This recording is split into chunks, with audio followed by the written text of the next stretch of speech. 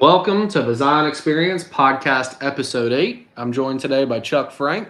Jim Shaw is out on a hike somewhere in Europe, never really sure where. So we're mixing things up a little bit while he's out. So excited to be here. Yeah. Yeah. We're going to talk through delivery and implementation.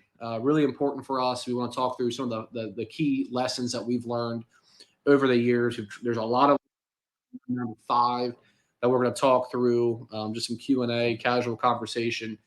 The top 5 lessons that we've kind of dwindled it down to, we had some back and forth on it, are be prepared, connect with the project team, you can't test enough, have the appropriate resources for both go live and testing, and then ultimately align on contingency plans, because as we all know, something's going to go wrong. So we want to be prepared when that event happens. So what we're going to do is we'll talk through them. I'll let Chuck do some of the talking today. I'll do some of the talking, but we're going to start with the top 2 lessons, which are be prepared and connecting with the project team. So why don't you just give us some insight from your... Yeah, awesome, Jordan. So, I'll just take them in the order that we just talked about. So, as far as being prepared, I don't think you can prepare enough. And when you go through testing, if you do it long enough, you kind of think, well, it's just testing. We know how to do this, right? But what you really need to do when we say engage the team is that there's so many team members that come into play. You've got a new system that's going in. You've got new technologies. You might have a new WMS. You've got new operators, leads, and supervisors, and just a new environment. So the being prepared is really just starting with just an education to that extended team of like, it's going to be okay. We're going to get through this. But these are the things that we have to focus on. What is our plan? And engage them, get them involved. They're going to have some great ideas, but being prepared is just what should we expect? How do we fulfill that first order? What do we look for? When it comes to the technology, as far as speeds and feeds, and there's going to be some little glitches along the way, some guardrail hangups, and just sharing with the team. These are things we're going to see, and it's going to be okay. But let's just prepare for it. Let's look for it. Let's write that down.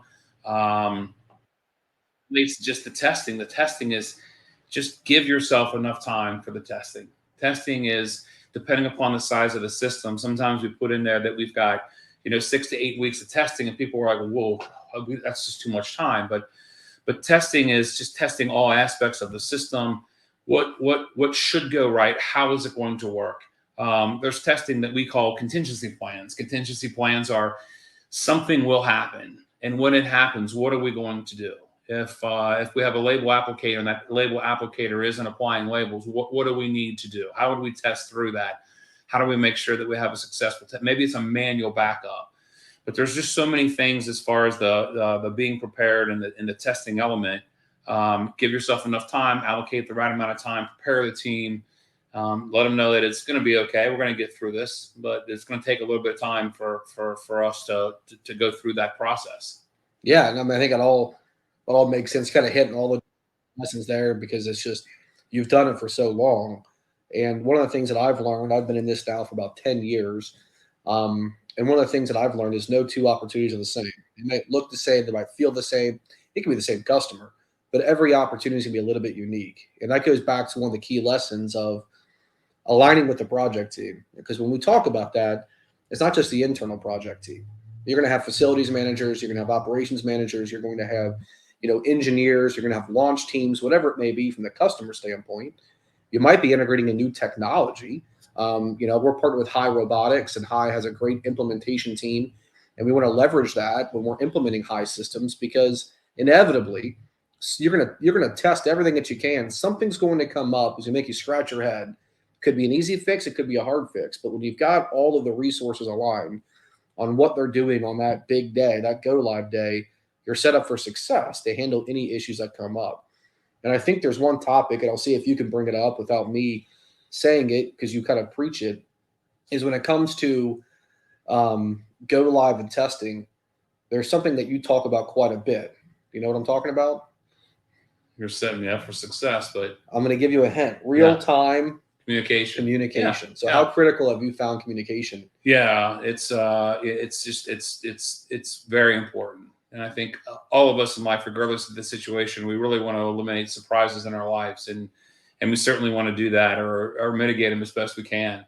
And so we're big believers on the real-time communication. And so for everybody, so when something's going really well, it's a great opportunity to share and accolades and pats on the back, and things are going well. But in most projects, and when you go live, you're going to have those things that come up, and things that you didn't expect. Most of the time, everything is fixable, and you can solve everything. So the real-time communication is just, again, that project team, that extended team, is just to share with them, hey, look, this is what's going on. This is a situation that we're in. We're big believers in being coming with a solution, right? It's really easy to have a problem. It's really easy to point fingers, but coming together as a team that says, here's the solve. This is what we're doing. This is what we see. The delay is going to be. This is a mild setback, but here's what we're going to do. And we share that with our customers. They like to hear that. They like to know that. They like to have the confidence that it's going to happen. So that, going back to being prepared, we've prepared them for it, right? It's going to happen. And now we're seeing it and finding it. So just keep the lines of communication open, and just share as often as you can. Yeah. Yeah. Yeah, and I think with the be prepared piece, I'm the sales and solutions guy. I am not the detail planner kind of guy, but I have learned that when it comes to successful implementation and go live on any project, when we talk about being prepared, some of the things that we do is that we will have internal touch bases with our team, going through making sure, first off, everyone's aligned on the solution, what's being installed, the timing, the deliverables, and who owns what. But also, we will go in and we'll create some sort of process flow of what we're going to test, when we're going to test it. If something does go wrong, who do we call internally? Who does the external customer call? And how do we make sure that when those events arise, that we're prepared for it? So being prepared is not one of my skill sets, and that ties into your resource talent, right? So you have to surround yourself with people that can not only lead but can execute. And so one of the things that we do from a resource perspective is we want to make sure we've got very organized,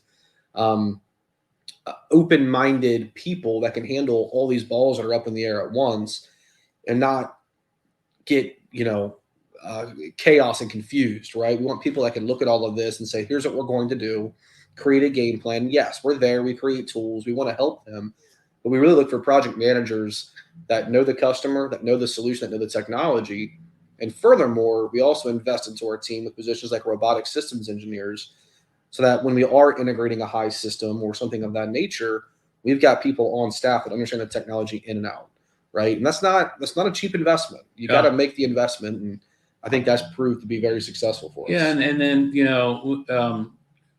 Zion has a life cycle. It's not that that it's not right, wrong, or indifferent. It's just the process that we follow, and through that process of going through it, when we get to this phase of being prepared and testing, we have a commissioning document, and that commissioning document goes through, and it's a very comprehensive document. It goes back to the SOW, it goes back to the contractual agreements, it goes back to feeds and speeds of what we said we need to do. And so it's a checklist, and we go through that checklist to make sure that we are prepared and that we've done our testing. But the other thing that we do with our team is, kind of behind the scenes, we do a dry run. We take our project managers and our entire team, and we have a PowerPoint deck that we go through, and we're talking about this process and what to expect. And part of that is, we're big believers in that we have an extended team. As our customer expects for us to be an extended team, we expect for our business partners to also be part of that team. So when we have an in-motion scale, we have a dimensioner, we have different technologies, we have print and apply, we look at that and say, hey, we want to have the right commissioning techs on site. We want to make sure that when they're there and something comes up, that we have the right people to get that taken care of, to get it back up and running, to make the fine-tune adjustments. What we found over the years is that when you don't have those technicians on site and you need them, it's sometimes 2 or 3 days, right, to be able to get them there. And that's 2 or 3 days where everybody's kind of in a panic mode of, oh my gosh, we're losing this time. So we ask our team to make sure that we have them on site, have them available. They're going to be there for a day or 3 days or a week. So it's a huge commitment from our business partners, but it's just the expectation that we set to set the entire team up for success. So that commissioning document's a really nice tool. And then we have a kind of a real-time visibility of our punch list items, right? We have punch list items that come up. So we use technology that allows for us to have a living document where we put those punch list items in there, and who's the owner, and what's the expectation, and when are we going to have it fixed, and And then we monitor that on a real time basis, and we give remote access to extended teams to be able to see and look at that as well. So we try and do everything we can just to have that visibility and to set the team up for success. And a big part of it is just the prep work that goes into it. Yeah, no, I agree. And I think if we went back to testing for a minute, and I can tell you when I started in this industry, listening to you and listening to others, it sounded like Chinese or Japanese. I didn't understand. There's so many acronyms in this industry, and there's so many different technologies that over time you learn all of them and it's second nature. But when you think about our customers and why they use integrators, it's because we do understand them so well. But I don't know that we always give ourselves enough credit for the amount of knowledge we have on a broad spectrum. If you think about a traditional install, you may have racking and storage. And from a testing standpoint, there's no real testing there, but it still has to be delivered. You still have to get the right communication in. Sometimes you're in an existing facility and you've got to kind of plan around the operation, and it can create its own confusion. But then you get into, if you think about the different components that we'll have installed and what we'll need to test, if we started inbound, you might have some fluid unloaders. It might be accumulating flexible loaders. It may not be, but they need to be tested. That's going to tie into some sort of conveyance where you may have a scanner or a scan tunnel. Well, that scanner is going to be set up to read a multitude of different barcodes or potentially a UPC. It's got to be tested. When it's tested, you got to make sure the scanner can read what it needs to read. You got to make sure the software can tell you where it needs to go. Got to test that, right? You may have an inbound sorter and you've got diverts on it. Could be pop-up wheel diverts, could be a narrow belt sorter, could be a sliding shoe sorter, whatever it is, you've got to test that, right? And then you get into your active picking, and it could be Pictolite, right? And if it's Pictolite, you've got to test it. It could be a high robotics system. You got to test it. And then as you go through it, it's like you got conveyance, you got sortation, you've got software, you've got controls, you've got wiring that, something could happen with. You've got diverts, whether it be, the different types of sortation. You've got narrow belt sorters, shoe sorters, tilt tray sorters, Bombay or Euro sort type sorters, cross belt sorters, robotic sortation. There's a whole kind of category of there in its own. And then once again, all of that, you can test it individually, but you also have to test the life cycle of the solution. The point to all this is when it comes to testing, if you don't write it down and you don't have a game plan, you're going to get out there and you're going to test things kind of independently. And then when you get some volume on it, there's going to be some issues that happen. And at that point, it might be too late. Cush might be in go, right. Might be in peak season. Well, I was thinking the same thing as it relates to the volume testing. So, as best we can, everybody in a lot of the projects that we have a non-peak situation. That peak situation is that holiday time and 6-7 times what the normal is, right? And you can't really simulate peak, but we do the best that we can. And part of our testing program is try and simulate that, try and hold back product, try and back things up. Because the other thing that's critically important is that you're talking a lot about the technology partners, the the robotics, the Panda we mentioned, Dimensioner. The other thing that we have to rely on is our customer and our customer's ability to have the right team and the right team that's been trained and the right team that knows what to do and what to look for. And we're going to have situations where, when during a peak season, you're going to get backups, and staffing is so critically important, right? Making sure that if we've got fluid load at the dock door, that we have to have dedicated people there to make sure that they're keeping the product flowing and flowing into the truck, and that we don't back up. Excuse me, fighting a little cough. That we don't back up and stop the induct into a sorter and have what's called recirc gridlock. And when you do that, you back up into picking, and so the ripple effect associated with staffing and not having the right staffing is critically important. It's crazy, the number of calls that we might get. It's like, hey, the system's not working and things aren't working the way they need to, and we immediately look into that and we get into our remote monitoring systems, and what we find out is that, hey, we got a line full condition that's been there for several minutes. And sure. Again, it's just education. It's just talking to the team. They're all solvable, but it's those kinds of things that in that pre-work that we talk about and put back onto our customer, the importance of like, hey, have we done everything that we need to do to bring that team together, to share with them what their role and responsibility is. And if they see something or something's not working or they're not sure, it's okay to ask, right? And ask the question and we'll address it and get it taken care of. It's just, it's just all new. It's just a new environment, and they play an equal part in the overall success of of the system going live. Right. And I think part of being prepared and having the right resources is, once again, if you think about stress testing, which is what you were talking about earlier, you need people to help you load those lines, right? Maybe it's internal, maybe it's external, but you also need the product mix. You need to pre-erect some cases or totes. You need some labels applied. And we're doing an injustice to our customers if we spring that on them the day before, saying, hey, I need 1,000 boxes paid by tomorrow. They may not have the staff there yet to support that. So once again, there's so many critical elements along the way. The more you communicate, the more you have the right team, internal and external, the more you have the right alignment, the more that you're prepared, the better the test is going to be. And yes, you're going to have issues that pop up after the test in the live environment. But once again, if you did that testing up front, you're going to mitigate the vast majority of those issues that you can see later. So I think from my perspective, if I was to sum up everything we just went through, some of the biggest things that I've learned through my time here is, we mentioned those 5 key lessons, but really the most important thing is just having an organized approach with alignment and with the customer, right? It's just, there's nothing more important than if your customer comes to you and says, when are we doing this? You want your team to be able to say, on this date, at this time, with these people. And if you can do that, you're going to have a successful implementation. Yeah. And the other couple closing comments, the other thing that we find is, like, where's the best place to go when you have a go live, and you're trying to figure out issues and things that come up, right? And some people call it hospital, some people call it resolution, but that area where all of those parcels and orders go that have an issue, when you go spend time in there, you find out a lot of things. It tells a story. A box shows up with a short, a unit that's short, or maybe it's an overage, and depending upon the configuration of the system, that immediately allows you to go to where you need to go to figure out, okay, well, why was there a short? What happened with that short? Maybe it's systematic. A lot of times it's just a person, and the person thinks that, hey, this item should go here. And they just, you got to kind of back up to the training of, like, hey, I get why you think that, but here's where it really needs to go.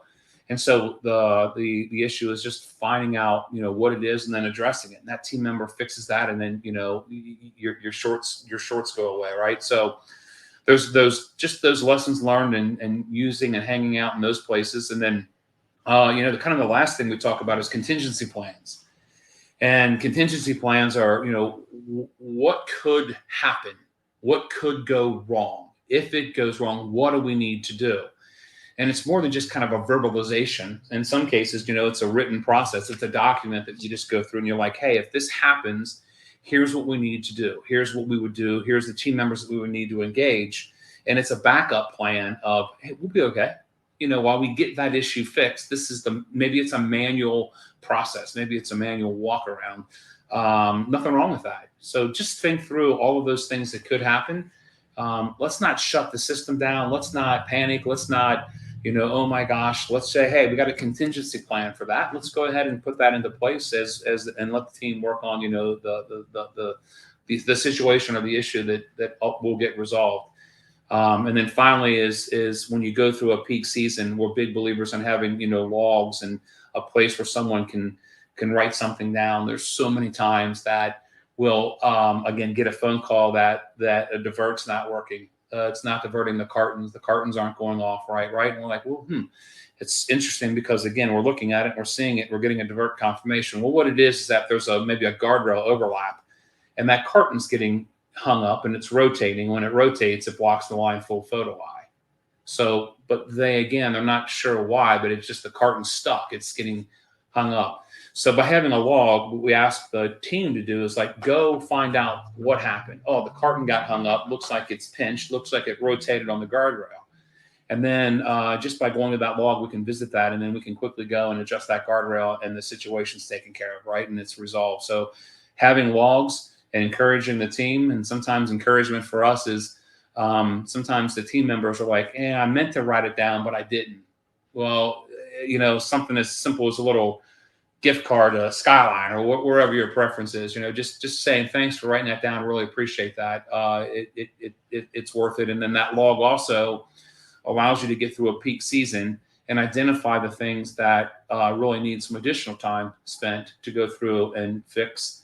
And then know that, the peak season sometimes only comes once a year. So really addressing those things that come up, what bottlenecks you had, what situations you had, and then having a task team after peak season that goes and addresses those things. And then you try and simulate that peak as best you can to, again, eliminate those for the next peak. So just again, communication, dialogue, logs, writing things down, knowing that things are going to happen, but they're all real and everyone should expect it in the go live. And that's just part of that whole testing and commissioning process. Yeah. So I think, that's kind of what we had today, everybody. And I think once again, to recap those 5 key lessons, it's being prepared. It's connecting with the project team, which we talked through. It's testing. The internal and external resource talent that's required for both testing and go live. And then lastly, align on contingency plans, whether that be verbal, whether that be written, whatever works for you, find what works for you.